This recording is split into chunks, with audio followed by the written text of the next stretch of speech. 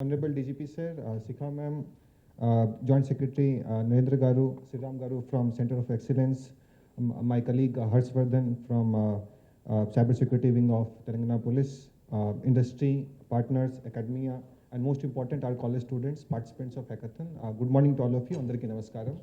So just to give some data regarding our cyber security issues that we face. In India, as per the NCRB data, we have 11 lakh complaints being registered last year from January 1st to 31st of December.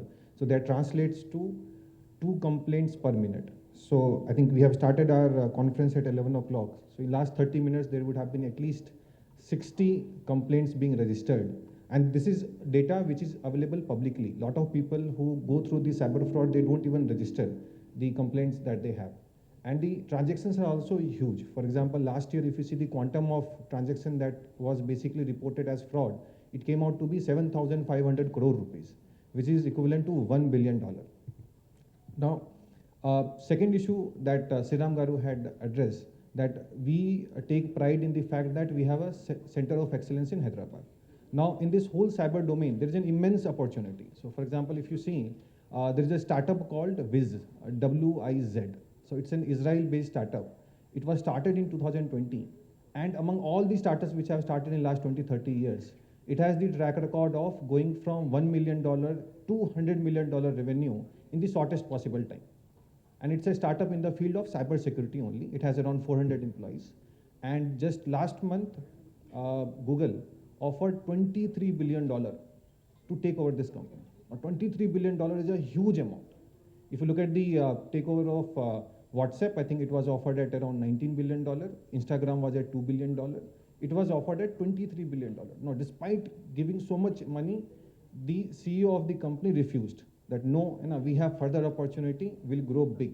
So that is the quantum of opportunity that lies in this whole cybersecurity thing. As Joint Secretary Garu had mentioned, generally we treat cybersecurity as a pizza type approach, that you have a pizza and you will do some kind of sprinkling of your you can say your oregano or chili flakes. So that is the cybersecurity model that we generally operate in. And that is not going to basically last. We have seen, unfortunately, on 19th of July, I was traveling. On the very same day, this attack also took place. Now, interestingly, the tool that is supposed to protect us, that itself was vulnerable, isn't it?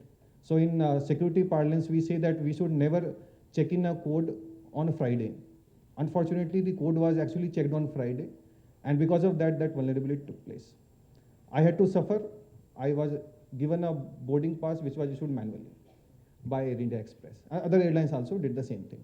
Now, it also raises one very critical question that 8 million of these devices were on CrowdStrike. So why in our own country, despite being having such a large ecosystem of IT, why can't we have our own CrowdStrike type of solutions with us? Why we should rely on all these, monopolistic kind of companies that are operating? So if we have, basically it's like decentralization of technology also. So if we have our own company following our own protocol, chances of our critical infrastructure like railway, airport, shipyards, hospitals, power sector, mines, these will be reduced drastically. So we have a golden opportunity. Now, one more thing was that most of these cybersecurity issues also emanate from unsafe programming practices that we have. For example, some of you, how many of you use C, C++ or JavaScript? Raise your hands. C, C++ or JavaScript. So briefly, I will touch upon 1 or 2 points. So for example, C, C++, these languages are not garbage collected languages. So we generally handle memories on our own. So now DARPA, which is an organization in USA, they have launched a program called Tractor. Basically, the acronym is Tractor. It means translating all C code to Rust language. So if you have gone through the Rust language, it is known as a memory safe languages. So most of the critical devices now are being written in Rust. Even the Linux Foundation also has started adopting Rust programming language in its own kernel. This is the only language which they have allowed. Earlier, they did not even allow C++ to enter into the Linux kernel.